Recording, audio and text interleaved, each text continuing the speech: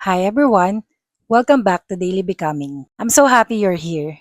Our topic for today is, kung ayaw sa'yo, ayaw sa'yo. Medyo masakit pakinggan, no? Pero minsan, ito yung katotohanan na kailangan natin pakinggan para makamove forward tayo. Hindi lang ito tungkol sa love. Pwede rin itong mangyari sa friendship, sa trabaho, sa business, o kahit sa mga opportunities na pinipilit natin hawakan. May mga pagkakataon sa buhay na ginagawa na natin ang lahat. Nag-e-effort tayo, nagpapakabait tayo, nag-a-adjust tayo, nagpapakita tayo ng halaga. Pero kahit anong gawin natin, parang hindi pa rin tayo pinipili. At doon tayo napapagod. Minsan, ang pinakamahirap tanggapin ay hindi ang rejection. Ang pinakamahirap ay ang katotohanang hindi lahat ng tao, hindi lahat ng lugar, at hindi lahat ng pagkakataon ay para sa atin. At syempre, okay lang yun. Hindi natin kailangan kumbisihin ang isang tao para makita niya ang value natin. Hindi mo rin kailangan pilitin ang sarili mo sa isang lugar na hindi ka welcome. Hindi mo kailangan habulin ang mga bagay na paulit-ulit ng lumalayo.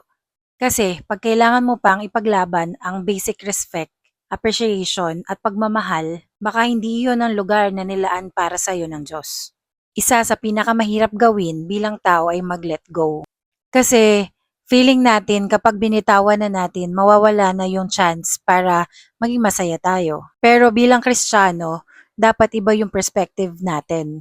Dapat naniniwala tayo na ang Diyos ay may mas magandang plano kaysa sa plano natin. Kasi may mga pinto na sinasara ang Diyos hindi para parusahan tayo, kundi para protektahan tayo.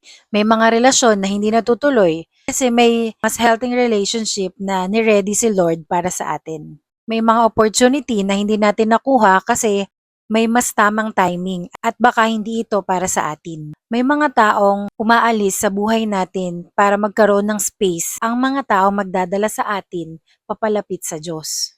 Tandaan na ang rejection ay hindi punishment.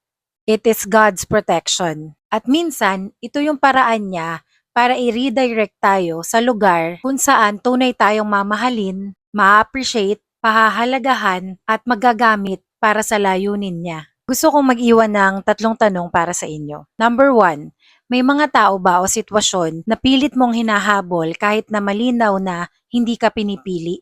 Number 2, ano ang kinakatakutang mong bitawan? Number 3, paano kung ang mismong bagay na pinangahawakan mo ang humahadlang sa mga blessing na inilaan ng Lord para sa'yo? Minsan, kailangan natin magtiwala. Hindi naman dahil nauunawaan natin ang lahat, kundi dahil kilala natin ang Diyos na may hawak sa atin. Kung may isang bagay akong gustong maalala nyo pagkatapos ng episode na to, ito yon. Kung may pintong paulit-ulit na nagsasara, huwag mong piliting buksan. Minsan kasi hindi yun rejection. Minsan ito yung redirection ni Lord para mapunta tayo sa right path. At syempre, lagi tayong magtiwala sa plano ng Panginoon dahil hinding-hindi niya ipagkakait ang mga tao o lugar na tunay na para sa atin. Always trust God's timing. Always trust God's direction.